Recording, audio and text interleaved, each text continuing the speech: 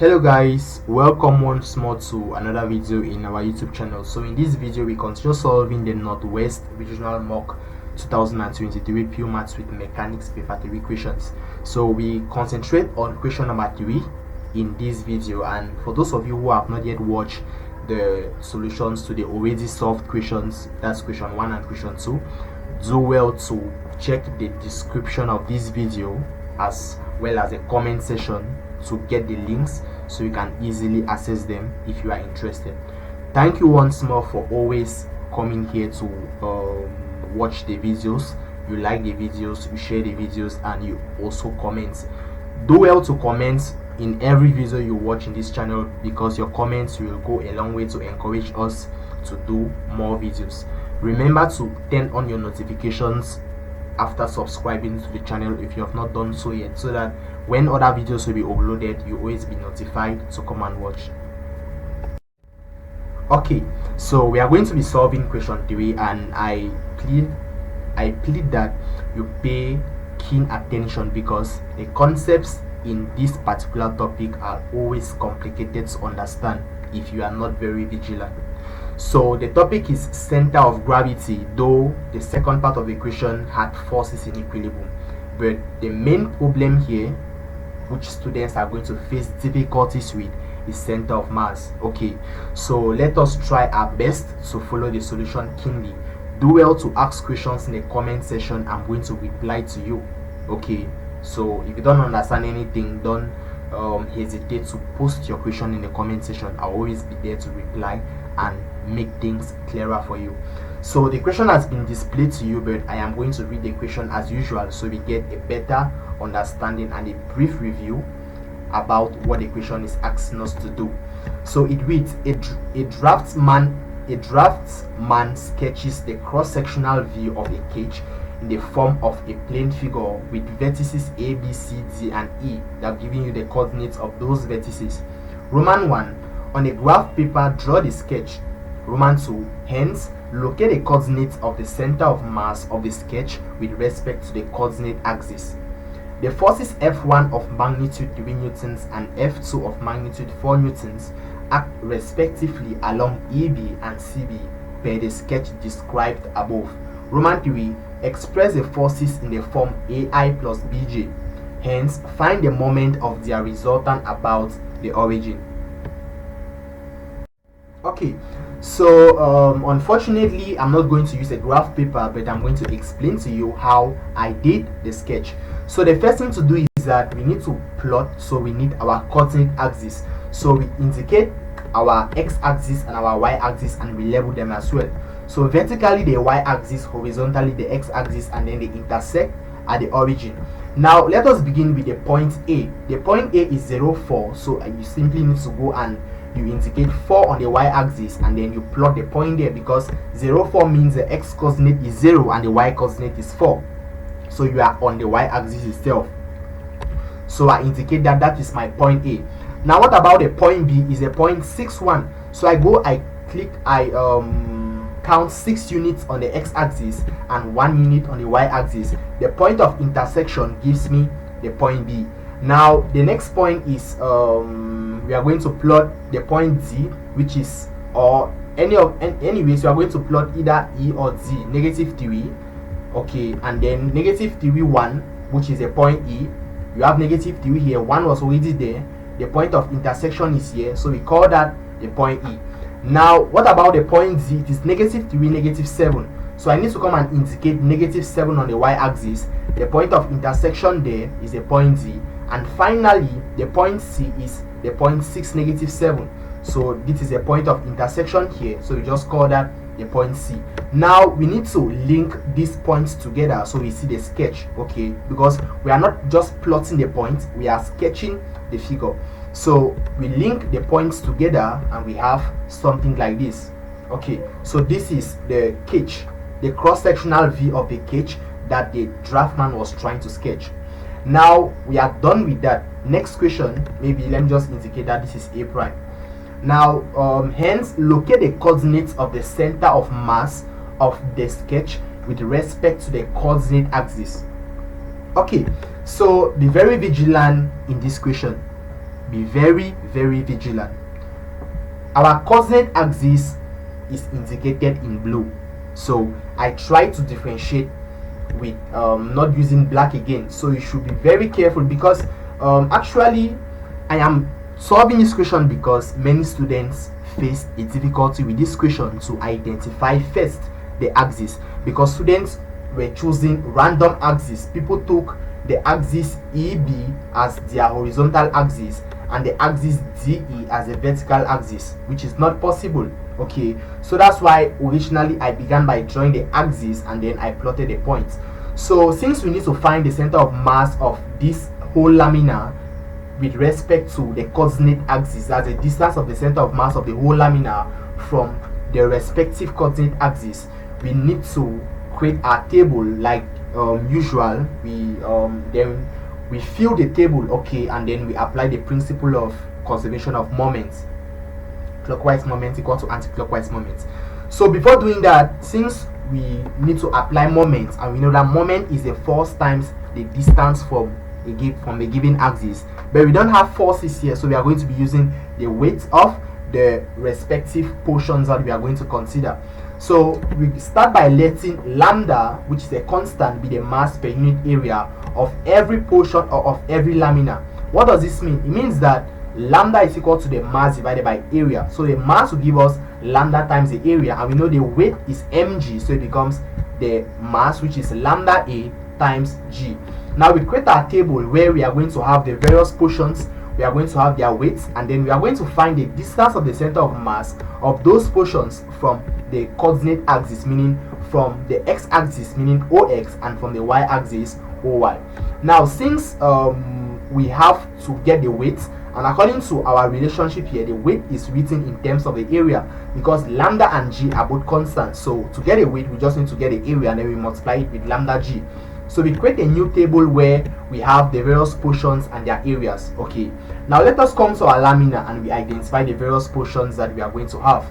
We consider the portions we choose are portions that we can easily identify. Okay, so that's the shapes that we easily know and can easily identify. So if you come here, you just see that we have a right angle triangle to the left, a right angle triangle to the right, and then a rectangle before the whole lamina. So we are going to consider the first portion as the portion which is our right angle triangle to the left. This right angle triangle is A prime. Okay, now what is the area of that right angle triangle? It is half base times height. What is the base? The length of the base is 3 units, and the length of the height is not 4, but it is 4 minus 1. Okay, because we are beginning from 1 and we are ending at 4, so the difference gives us 3. That's 4 minus 1. So the area of that right angle triangle becomes half times the base is 3 and the height is 3, gives us 9 on 2. So we input it into our table. Now the next portion is the right angle triangle to the right, which is the triangle ABA prime. Okay, now ABA prime, what is the base? The area, first of all, is half base times height, because it's a right angle triangle. So the base is the length from A prime to B, which is simply 6 units, and the height is the same height as the previous right angle triangle. So the height is simply 3 units as well. So the area becomes half times the base, which is 6, times the height. 6 times 3 is 18, divided by 2 is 9, so we have 9. And finally, the last portion that we are going to consider to get the area is the rectangle, which is EBCD. So for EBCD, what is the length? We know that the area is the length times the width. Okay, what is the length? Is the distance from E right up to B. Okay, and that distance is what? 3 plus 6, which is 9, because from negative 3 to 0, the distance is 3 units. From 0 to 6 is 6 units. You add the 2, you get 9. So the length is 9. What about the width? The width is the distance from E to D. Okay, you can use the formula to find the distance between 2 points. You're still going to get the value. Okay, but geometrically and looking at it, you see that from this line here, which is EA prime, to the x-axis, the distance is 1, and then now we add the distance from the x-axis to the point Z, which is 7. So 7 plus 1 gives us 8. So the area becomes 8 times 9, that is length times width, which is 72. So we have 72. Now we are done with the area, so we can easily get the weight. So we consider the first portion. The weight is going to be its area times lambda g, which is 9 on 2 times lambda g. The second portion, the weight will be the area times lambda g. The third portion, the weight will be the area times lambda g. And then the last portion is simply the whole lamina, which is EABCD. So EABCD, what is going to be the weight? Is going to be the sum of the weights of the individual portions, because this is a compound lamina, because it is constituted, it is made up of simple laminas. Okay, so to get the weight of that compound lamina, we need to add the weight of its constituent parts. So we have 9 on 2 lambda g plus 9 lambda g plus 72 lambda g. Simplifying correctly, we get 171 on 2 lambda g. We are done with the weights. Now the next difficulty is to get the distance of the center of mass of these individual portions from the OX and OY axis. Now let us begin with the portion, the first portion, which is this right angle triangle to the left. Now the distance of the center of mass of this right angle triangle from, that's the distance of the center of mass from OX. First of all, where is the center of mass of that right angle triangle located? Let me indicate it.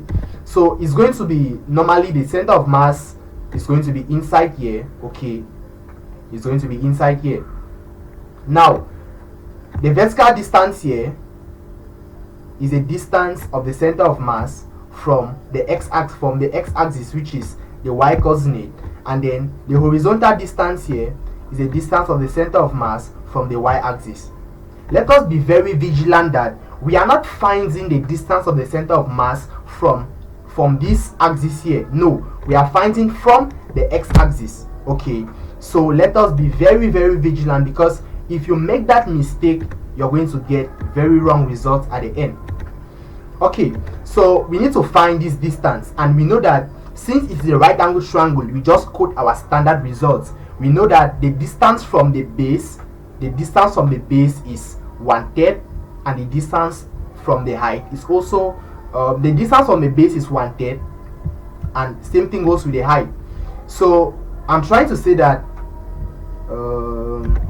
let me try to explain, guys. It's not really easy to explain these geometric things, so be very vigilant.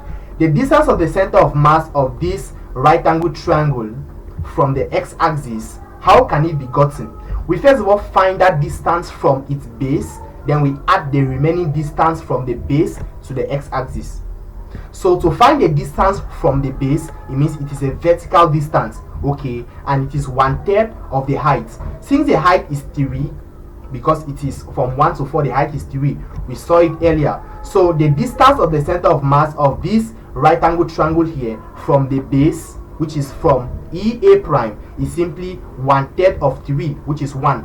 But since we need that distance from the x-axis, we need to add that 1 to the distance that is separating the base and the x-axis, and the distance separating the base and the x-axis is also 1. So we have 1 plus 1, which is going to give us 2. So we impute 2. Now, what is the distance of the center of mass of this very right angle triangle from the y-axis? It is 1/3 of the base. Okay, that's the standard result, and the base is 3 units, so 1/3 of it becomes 1. But since it is to the left of the x-axis, the value is going to be negative. Be very vigilant. To the left of the x-axis, we know that distance is normally always positive. Okay, but in this case, since you are to the left of the x-axis, we need your coordinate, and your coordinate will have a negative x coordinate and a positive y coordinate, because like I represented, the coordinate of the center of mass of this right angle triangle here is at this point. Okay, and at this point here, the x coordinate is negative and the y coordinate is positive. So it means a horizontal distance will be negative and a vertical distance will be positive. So the horizontal distance we have found is this distance here, which is simply 1/3 of the base. But since the base is -3, then 1/3 of it becomes -3 on 3, which is -1. Okay, now we are done with that. let us go to our next portion, which is A prime, that is the right angle triangle to the right. Now, what is the distance of the center of mass? In fact, the center of mass of this right angle triangle as well is going to lie here. Okay, so we need the distance from the y-axis and we need the distance from the x-axis.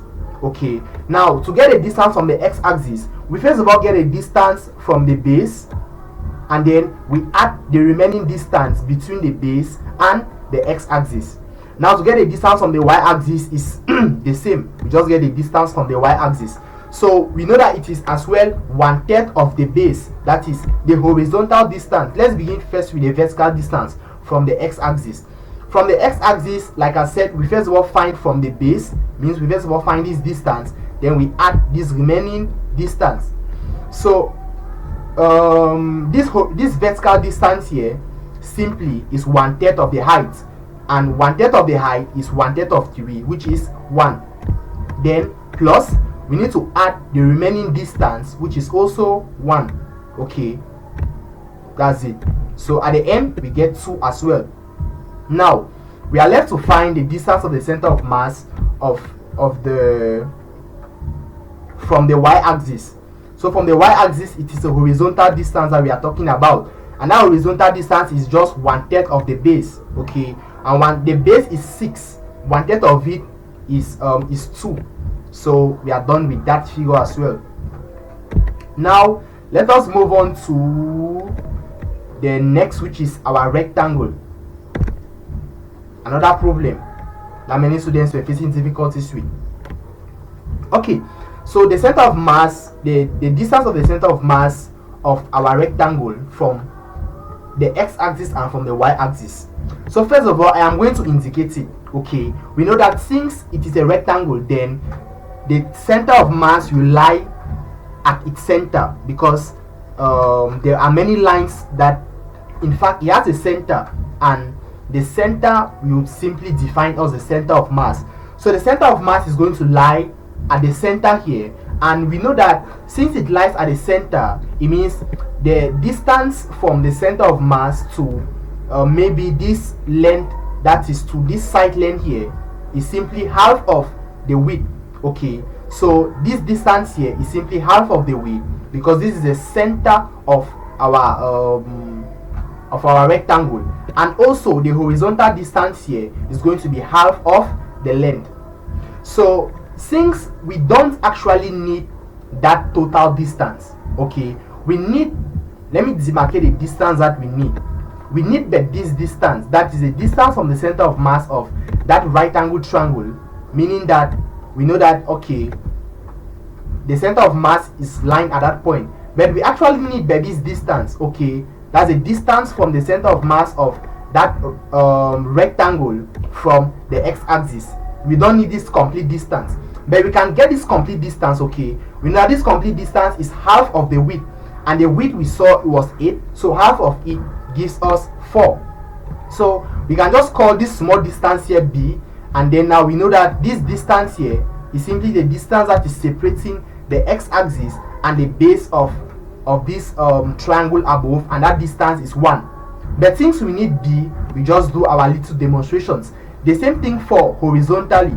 Horizontally, we need the distance of the center of mass of this rectangle from the y-axis, meaning we need the distance a. Okay, but since we know this total distance here as half of the length, okay, and we see that this remaining distance here is simply the base of this our right angle triangle to the left, and that distance is 3. Okay, so this is 3, and then this is a. So we just need to use sum of distances, and that's all. So let us begin with the vertical distance, meaning the distance from the x-axis. It's a vertical distance, and if you look at this point very well, you're going to see that this point in red here lies in the 4th quadrant, and since it lies in the 4th quadrant, the x-coordinate is positive and the y-coordinate is negative, meaning that vertical distances will be negative and horizontal distances will be positive. Okay, so we see that b plus 1 is equal to 4. Like I said, how do we get 4? 4 is simply the distance of the center of mass of the rectangle from this from the line EB, meaning from the side length. Okay, that is 4. But since we need the distance of the center of mass from the x-axis, we call that distance to be b. And then we see that if you add b to 1, because 1 is the distance that is separating the x-axis with the line a prime b. Okay, so adding b plus 1, we get 4, so b becomes 3. And since b is 3, that value is going to be negative because it is below the x-axis. So let us be very, very vigilant. It is 3, but we are going to make it to be negative 3 because it is below the x-axis. Now the same thing goes for this horizontal distance. For our horizontal distance, okay, horizontal distance, we are going to get a plus 3 to give us 9 divided by 2. Where is 9 divided by 2 coming from? 9 divided by 2 is half of the length. Okay, and because 9 divided by 2 is this distance here, and this distance is simply half of the length, and the length is 9. Okay, so we have 9 divided by 2, that is half of it. But 3 plus a is actually 9 on 2, so we get a because a is the distance we are looking for. That's the distance of the center of mass of the rectangle from the y-axis. So a gives us 3 divided by 2. So it means that from the x-axis it is negative 3 because it was b. Our b was 3, but like I said, it is a vertical distance, and the coordinate of y here is going to be a negative coordinate because it is in the fourth quadrant. Y is negative. And then for x, the horizontal distance, you see that it is in the fourth quadrant and x is positive in that fourth quadrant while y is negative, so it remains 3 divided by 2. Now for the whole lamina, which is what we are looking for, we have from the x-axis is y bar and from the y-axis is x bar. So we have completed the table, which is the most important part. If you fail any value in the table, your results automatically become incorrect.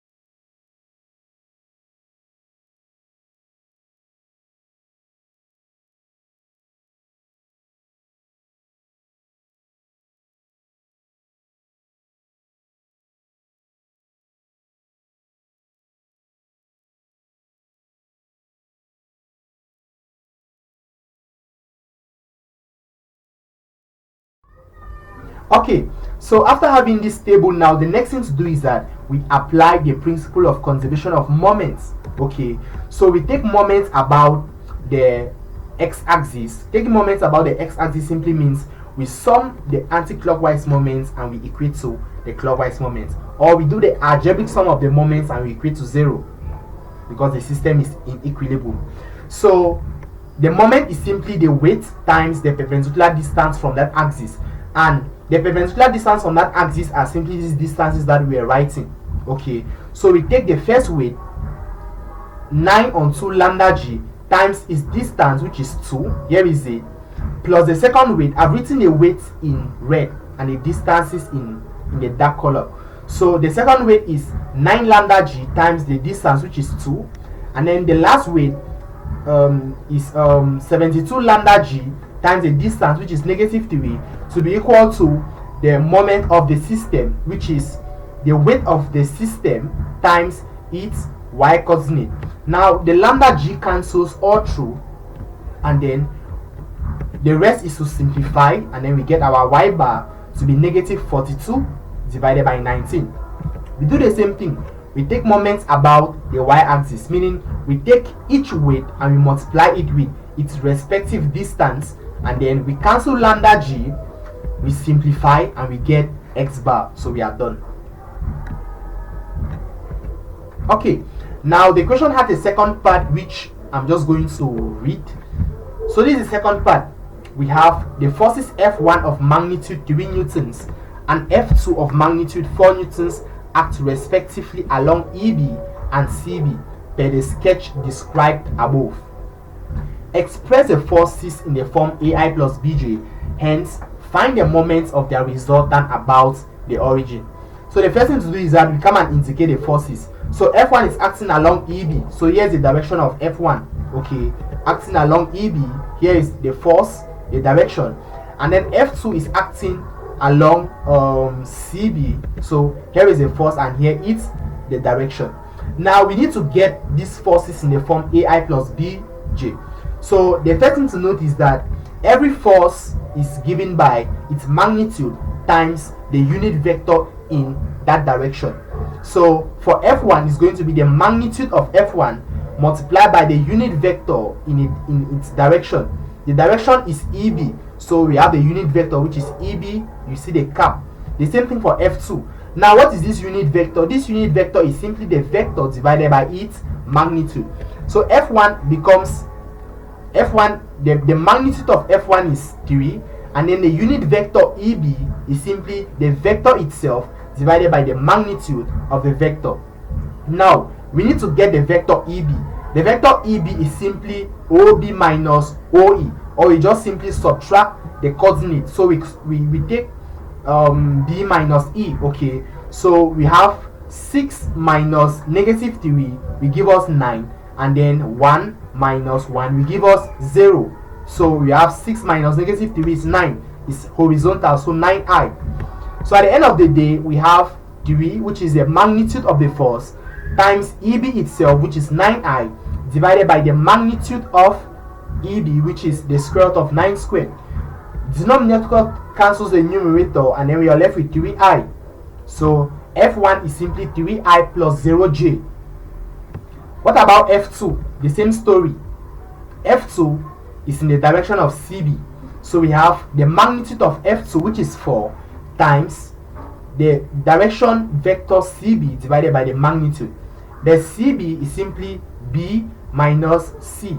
So we get 6 minus 6, 0i, then 1 minus negative 7 plus 8j. So we get this, and then we get 4j as our response. So it means our F1 is simply 3i and our F2 is 4j. Now the resultant is simply the sum of the forces, which is 3i plus 4j. Now we need the moment of this resultant about the origin. So to get the moment of resultant about the origin, we simply do the cross product of the position vector of the resultant with the resultant itself. So you see that since the two forces normally are going to intersect at a point B, then the resultant is simply in this direction. If you plot 3, 4, you're going to have 3, 4 to the inside some here somehow.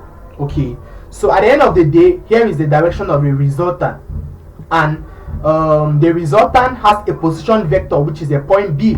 So the resultant position vector is 6i plus j, because it is the point of intersection of the two forces. Okay, so the moment of this resultant about the origin is simply the cross product of arrow and F. So I leave you to do that cross product. Doing it correctly, I think you're going to get 21. Since you're looking for the moment, not the magnitude, you're going to have 21k Newton meter. So thank you guys for watching once more, and see you in the next video.